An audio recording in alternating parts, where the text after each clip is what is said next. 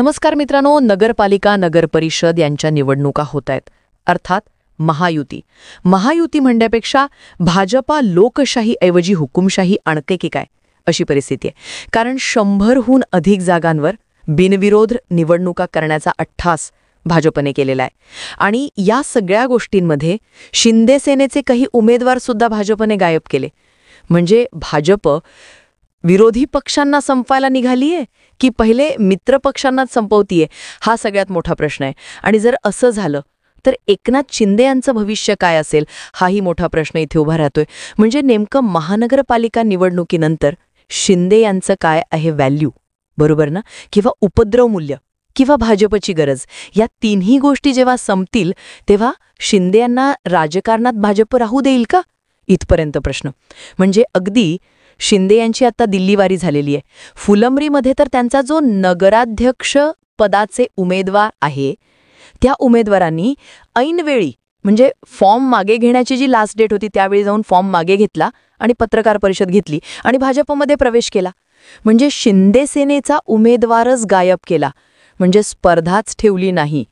बरं, अशावेळी हा कार्यक्रम केला. समजा शिंदे सेनेचा एखादा इच्छुक उमेदवार असता, तो भाजपमध्ये त्यांनी गेला असता आणि त्याऐवजी एकनाथ शिंदेने दुसरा उमेदवार दिला असता तर गोष्ट वेगळी होती. परंतु अगदी ज्यांच्यासोबत आपण मांडीला मांडी लावून मंत्रालयात बसलेलोय त्याच पक्षाचा एखादा उमेदवार गायब करणं, हे कुठल्या नीतिमत्तेला आणि तत्वांना धरून आहे आणि कुठल्या युती धर्माला धरून आहे ते भाजप जाणे. मग एकूणच अशा प्रकारचं राजकारण चाललंय. म्हणजेच शिंदेंना संपवण्याचा कार्यक्रम होतोय का, तेच आपल्याला समजावून घ्यायचं आहे आजच्या या व्हिडिओमध्ये. चला तर सुरू करूया. व्हिडिओ शेवटपर्यंत जरूर बघा. आवडल्यास लाईक करा, जास्तीत जास्त लोकांपर्यंत शेअर जरूर करा आणि आमच्या चॅनलला सबस्क्राईब करायला विसरू नका. तर सुरू करूया. नमस्कार, मी जानकी पाटील. आपण बघत आहात महाराष्ट्र फोकस न्यूज. एकूणच उद्धव ठाकरे हे जेव्हा भाजपसोबत होते आणि भाजप आणि शिवसेनेची जवळपास 25 वर्षांची एक दृढ मैत्री, ह्या भारतामध्ये राजकारणामधल्या दोन पक्षांच्या युतीचं एक सर्वोत्तम उदाहरण म्हणजे शिवसेना भाजप युती होती. त्याचं कारणही तसंच होतं. जुन्या काळातील नेते असतील, कार्यकर्ते असतील, पक्ष असतील, हे नीतिमत्तेला, तत्वांना धरून होते. आणि अर्थात त्यावेळेस अटल बिहारी वाजपेयी हे भाजपचा मुख्य चेहरा होते.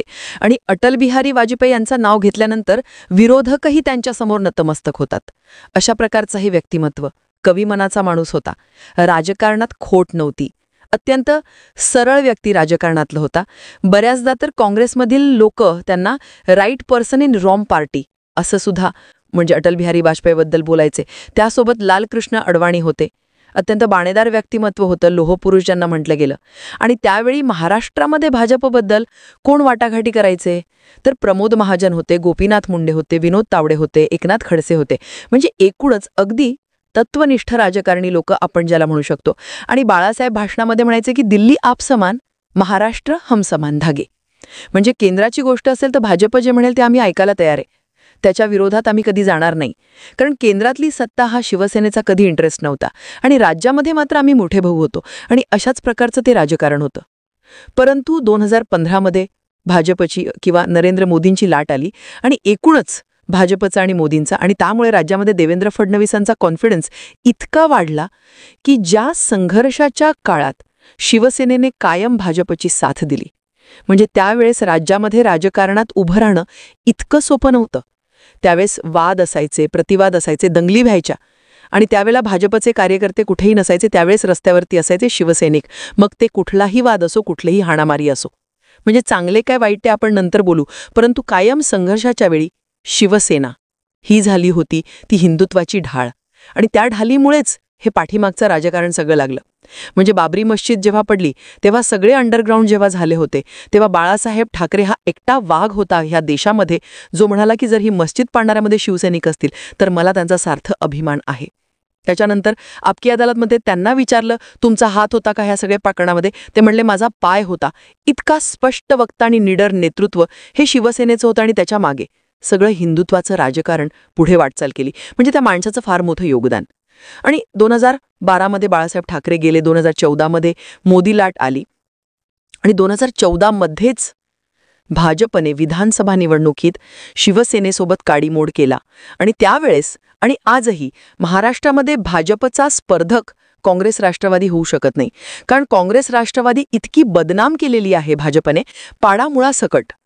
म्हणजे शरद पवार म्हणजे एक भ्रष्टाचारी नेतृत्व आहे हे लोकांमध्ये सेट केले आता भाजपने. राहुल गांधी पप्पू आहेत हे भाजपने सेट केलेलं आहे.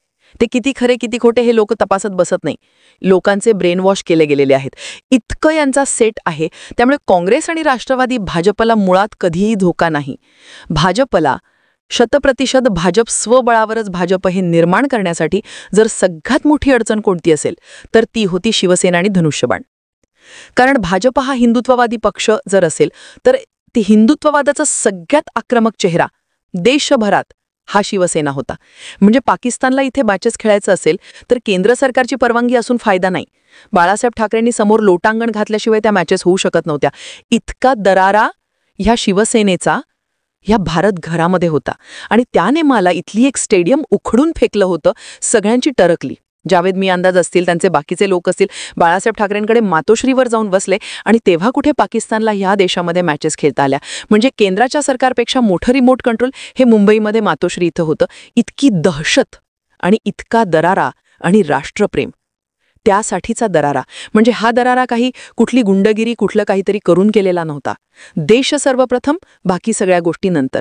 आणि हे आक्रमक चेहरा शिवसेना असल्यामुळे भाजपला सगळ्यात मोठी अडचण ही ती होती. कारण हिंदुत्ववादी मुद्द्यावर मतदान करायचं तर मतदारांची पहिली पसंती कोणती असेल? अर्थात जो आक्रमक चेहरा आहे तो शिवसेना. धनुष्यबाण हा लोकांच्या अस्मितेचं चिन्ह होतं या महाराष्ट्रामध्ये.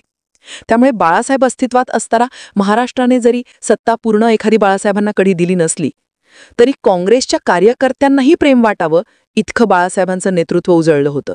भले त्यावे सहकार सम्राट असतील, सगळे असतील, काँग्रेस आणि राष्ट्रवादीचे गब्बर नेते होता याद. आणि बाळासाहेबांनी रस्त्यावरचे लोक उचलून विधानसभेपर्यंत पोहोचवले, लोकसभेपर्यंत पोहोचवले, मंत्रालयापर्यंत पोहोचवले. म्हणजे ज्या लोकांकडे त्यांनी कधी स्वप्नातही बघितलं नसेल त्या अशा लोकांना मुख्यमंत्री पदापर्यंत पोहोचवलं. म्हणजे अगदी त्याच्यामध्ये नारायण राणे असतील, छगन भुजबळ असतील, आत्ता गुलाबराव पाटील असतील, संजय शिरसाट असतील, चंद्रकांत खरे असतील, प्रदीप जयस्वाल असतील, असे असंख्य उदाहरणं आपल्याला देता येतील. असंख्य उदाहरणं की अत्यंत साधारण. म्हणजे बाळासाहेबांचा शब्द इतका प्रमाण होता की आजकाल जे लोक जातीयवादी राजकारण करतात याला मोठी चपराक बाळासाहेबांनी दिलेली होती. ज्या समाजाचं मतदान 1% सुद्धा नाही अशा समाजातल्या व्यक्ती 20-20, 25-25 वर्ष खासदार राहिलेल्या शिवसेनेच्या धनुष्यबाण चिन्हावरती. आणि त्यावेळी कुठल्या मराठ्याला, कुठल्या ब्राह्मणाला किंवा इतर कुठल्याही समाजाला कधी वाटलं नाही की या जातीचा माणूस कसला आपला खासदार आमदार होऊ शकतो. म्हणजे बाळासाहेबांचं हे कर्तृत्व होतं. आणि त्यामुळे बाळासाहेबांची शिवसेना, धनुष्यबाण असलेली शिवसेना हे सगळ्यात मोठी कॉम्पिटिशन होती 100% भाजपला.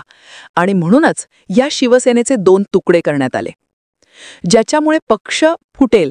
मात्र पक्ष फोडणारे तर कित्येक होऊन गेले पण शिवसेनेला कधी फरक पडला नाही. मग शिवसेना नावच जर आपण 2 ठिकाणी केलं तर हे विभाग होईल आणि मग भाजपचं स्वप्न पूर्ण होईल. मग शिवसेना नावामुळे फक्त काही होत नाही. धनुष्यबाण चिन्ह महत्वाचं होतं. ते धनुष्यबाण चिन्ह सुद्धा एकनाथ शिंदे यांच्या पारड्यात टाकण्यात आलं. आणि हे सगळं करून सुद्धा शिवसेना या नावावर असलेलं प्रेम आणि एकनाथ शिंदे असतील किंवा उद्धव ठाकरे असतील या दोघांचंही काम यामुळे अजूनही शिवसेना ही डोईजट ठरतीये. खरं तर 2019 मध्ये मुख्यमंत्री हा शिवसेनेचाच राहील हे उद्धव ठाकरे सांगत होते आणि किमान 1 वर्ष 2 वर्ष तरी करा असं उद्धव ठाकरे म्हणत होते. पूर्ण 5 वर्ष मुख्यमंत्री सेनेचा राहिला. भले ते उद्धव ठाकरे यांच्या माध्यमातून असेल नाहीतर एकनाथ शिंदे यांच्या माध्यमातून असेल. ही शिवसेनेची खरी ताकद आहे. ही बाळासाहेबांची ताकद आहे आणि हीच ताकद मिटवणे हे दिल्लीतील सुलतानांनी ठरवलेलं आहे. आणि म्हणून एकनाथ शिंदे यांना पहिले बाहेर काढण्यात आलं. खरं तर एकनाथ शिंदे हे प्रचंड लढाऊ आणि संघर्षाचं नेतृत्व आहे. म्हणजे शिवसेना कुठलीही असो, शिवसेनेवरचं लोकांचं प्रेम शिवसेनेवरती कधी कमी झालेली नाही. मग ते एकनाथ शिंदे यांची असो की उद्धव ठाकरेंची असो. परंतु भाजपचं 100% भाजपसाठीचे राजकारण होतं ते ह्या पद्धतीचं होतं. मग पक्षाचं चिन्ह गेलं, पक्षाचं नाव गेलं तरी सुद्धा शिवसेनेचा भूत काही भाजपच्या मानगुटीवरून उतरत नव्हतं. म्हणून की काय, आता एकनाथ शिंदेंना सुद्धा कमी करण्याचे प्रयत्न होत आहेत आणि एकनाथ शिंदेचा पक्ष सुद्धा फोडण्याचे प्रयत्न होत आहेत. म्हणजे शिंदे गटच सुद्धा आता डोईदाड व्हायला लागलाय. तो सुद्धा 100% भाजप होऊ देणार नाही. म्हणून आता शिंद्यांचे सुद्धा 2 गट करायचे. म्हणजे जसं डॉक्टर बाबासाहेब आंबेडकरांचे विचार असणारी रिपब्लिकन पार्टी ऑफ इंडियाचे गट तट सगळं करून बाबासाहेबांचा एक राजकीय पक्ष संपवण्यात आला या देशाच्या राजकारणावर स्वतःचं अधिराज्य गाजवण्यासाठी. सेम बाळासाहेबांच्या शिवसेनेसोबत सुद्धा येण्याचे सगळे नाटक आहेत. आणि असं झाल्यानंतर गट तट वाढत जातील, शिवसेना नाव वाढत जाईल, ते चिन्ह सगळं गोठलं जाईल. आणि एकूणच एक हिंदुत्वाचा जो ज्यांचा वात बाळासाहेबांनी पेरलेला होता, ते वटवृक्षाच्या फांद्या तोडून तो वटवृक्ष संपवण्याचं काम भाजप करते. आणि म्हणून आता एकनाथ शिंदे यांचं साधं उदाहरण, फुलंब्रीसारख्या तालुक्यात नगराध्यक्ष पदासाठी भाजप आणि राष्ट्रवादीने एक उमेदवार उभा केलेला होता, एक उमेदवार शिवसेनेने दिलेला होता, शिंदे गटाने अर्थात. महाविकास आघाडीचा दुसरा उमेदवार आहे, त्या शिंदे गटाच्या उमेदवाराला म्हणजे अशा ठिकाणी त्यांची कोंडी केली की एकनाथ शिंदे दुसरा उमेदवार सुद्धा देऊ शकणार नाही. म्हणजे ज्यांना आपण सोबत घेतलंय त्यांना सुद्धा संपवण्याचं काम भाजप करते. मग येणाऱ्या काळामध्ये ज्या महानगरपालिका निवडणुका आहेत मुंबईच्या, या मुंबई महानगरपालिकेमध्ये जर शिंदे यांना जर आपण त्यांचे पंख जर छाटले तर शिवसेनेची खरी ताकद म्हणजे मुंबई आहे. आणि ती महानगरपालिका निवडणुकीमध्ये भाजपला फक्त शिंद्यांपेक्षा जास्त नगरसेवक निवडून आणायचेत. कारण जास्त नगरसेवक निवडून आणले म्हणजे महापौर कोणाचा होणार? भाजपचा. एकदा भाजपचा महापौर मुंबई महानगरपालिकेवर बसला की शिंदे यांचे परत छाटले जाणार आणि शिंदे यांना संपवलं जाणार. अशाच प्रकारचं धोरण सध्याच्या तरी भाजपच्या वागण्यावरून दिसतंय. अर्थात एकनाथ शिंदे ही संघर्षात्मक व्यक्तिमत्व आहे. ते या सगळ्या भाजपच्या डावपेचांना कसं तोंड देतात हे येणाऱ्या काळात आपण बघूच. बाळासाहेबांचे विचार आणि बाळासाहेबांची असलेली शिवसेना खरंच इतक्या सहजरित्या भाजप तोडू शकेल का ते आपण बघूच. तत्पूर्वी हा व्हिडिओ जर तुम्हाला माहितीपूर्ण अभ्यासपूर्ण वाटला असेल तर लाईक आणि शेअर करायला विसरू नका. अजूनही जर आपण आमचं चॅनल जर सबस्क्राईब केलं नसेल तर या चॅनलला नक्की सबस्क्राईब करा. धन्यवाद.